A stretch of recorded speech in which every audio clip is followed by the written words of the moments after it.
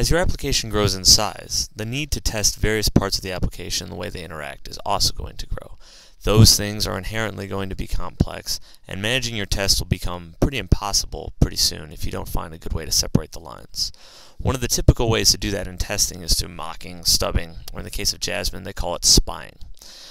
Now here I have our Pi controller that we've used from previous examples. If we scroll down here, we have a toggle mode function. This is a standard toggle function. It checks the manager for a mode, and then it sets the mode based on what the manager tells it.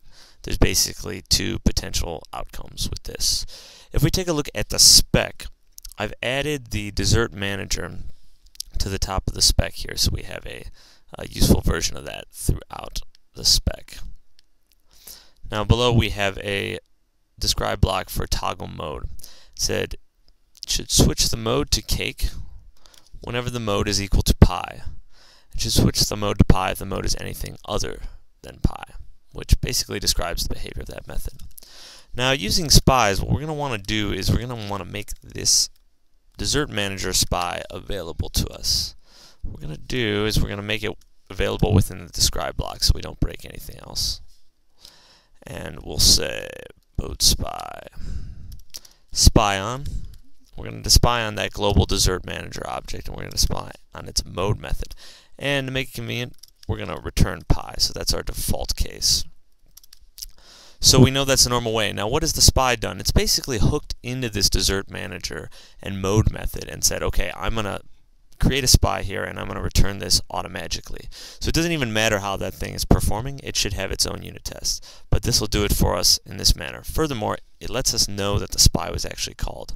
So we have some cool assertions we can make. So if we take a look here, we should be able to do a scope.toggle mode.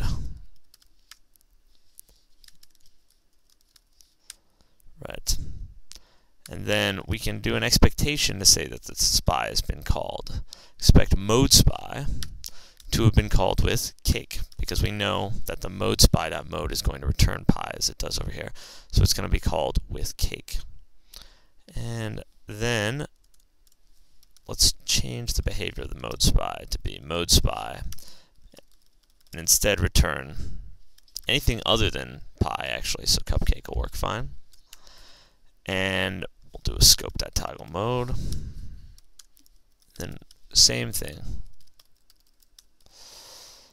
Mode spy to be called with pi.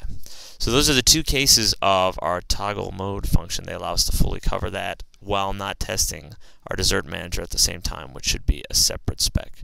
Let's take a look at those tests and try and run them.